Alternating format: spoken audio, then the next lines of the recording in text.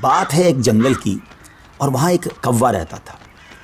آپ جانتے ہیں نا، کوے کا رنگ بڑا کالا سیاہ ہوتا ہے، مگر وہ بڑا خوش تھا، بہت انجوائے کر رہا تھا لائف کو، طرح طرح کے کھانے کھاتا، اور رات ہوتی تو کسی بھی خوشبودار درخت پر جا کر رات بسر کرتا، انجوائے کر رہا تھا اپنی لائف کو۔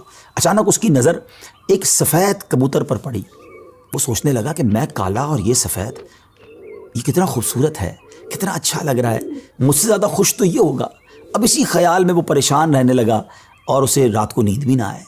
ایک دن وہ کبوتر کے پاس پہنچا اور کہا کہ تم کتنے خوش نصیب ہو، تمہارا رنگ سفید ہے اور میں تو کالا ہوں، تم سے زیادہ خوش تو کوئی نہیں ہوگا۔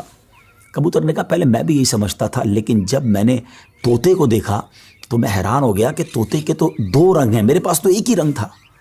تو طوطا زیادہ خوش نصیب ہے، وہ زیادہ خوش ہے، وہ زیادہ لائف کو انجوائے کر رہا ہے۔ اب کوا کبوتر کو چھوڑ کر طوطے کے پاس پہنچ گیا۔ کہا طوطے تم تو زیادہ انجوائے کرتے ہوگے، کتنے خوش ہوگے کہ تمہارے پاس تو دو رنگ ہیں جسم پر، تمہاری باڈی بہت خوبصورت لگتی ہوگی۔ تو طوطا کہتا ہے کہ پہلے تو میں لائف کو بڑا انجوائے کرتا تھا کہ واقعی میں بڑا رنگ برنگی ہوں، مگر جب میں نے مور کو دیکھا نا تو مور تو کئی سارے رنگ لیے ہوئے ہے، اتنا خوبصورت ہے کہ اس کو دیکھ کر مجھے لگا کہ میں تو کچھ بھی نہیں ہوں۔ اب کوا اڑتے اڑتے پہنچ گیا مور کے پاس۔ مور چڑیا گھر کے ایک پنجرے میں موجود تھا۔ پہلے تو وہ انتظار کرتا رہا کیونکہ بہت سارے لوگ مور کو دیکھنے آئے تھے۔ جب سارے لوگ دیکھ کر چلے گئے تو کوا مور کے پاس گیا کہ اے مور، ذرا یہ تو بتاؤ تم کتنے خوش ہو، کتنے رنگ ہیں تمہارے پاس، تم کتنے خوبصورت ہو۔ مور کہتا ہے پہلے تو میں یہی سمجھتا تھا کہ ہاں میں بہت خوبصورت ہوں، مگر پھر میں نے غور کیا کہ اسی خوبصورتی کی وجہ سے تو چڑیا گھر میں قید ہو گیا ہوں، روزانہ ہزاروں لوگ مجھے دیکھنے آتے ہیں مگر میں آزاد نہیں ہوں۔ اور پھر میں نے بڑا غور کیا کہ وہ کون سا پرندہ ہے جو چڑیا گھر میں قید نہیں ہے، تو مجھے سمجھ آئی کہ کوا ہی ایک پرندہ ایسا ہے جو چڑیا گھر میں قید نہیں ہوتا، اس کو کوئی قید نہیں کرتا۔ ناظرین، کوے نے جب یہ سنا تو اسے احساس ہوا کہ میں بھی اپنی جگہ پر واقعی خوش نصیب ہوں۔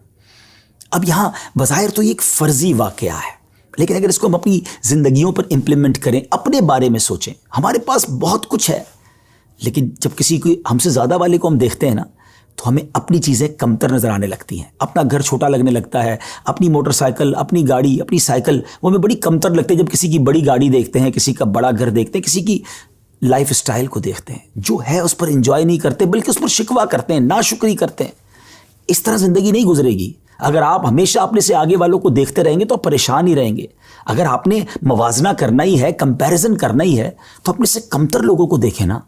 کئی لوگ بڑی مشکل زندگی گزار رہے ہیں، اللہ نے مجھے اور آپ کو بہت خوشحال رکھا ہے، جی ہاں اب بھی ہم لاکھوں کروڑوں سے اچھے ہیں، لیکن مسئلہ یہ کہ ہمیں تو آگے والوں کو دیکھ کر ڈیمورلائز ہونا ہوتا ہے۔ شکر ادا کیجئے، اور سبحان اللہ، میرے رب کا تو وعدہ بھی ہے نا قرآن میں، لَإِن شَكَرْتُمْ لَأَزِيدَنَّكُمْ، تم میرا شکر ادا کرو میں تمہیں اور دوں گا۔ تو جب آپ اللہ کا شکر ادا کر رہے ہوتے ہیں نا کہ یا اللہ تو نے مجھے کروڑوں سے اچھا بنایا، تو وہ اور عطا فرماتا ہے، آپ اور آگے بڑھتے ہیں۔ تو بہرحال یہ چھوٹی سی حکایت ہے، اللہ کرے اس سے سبق لیں، ناشکری چھوڑ دیں اور شکر ادا کرنے والے بن جائیں۔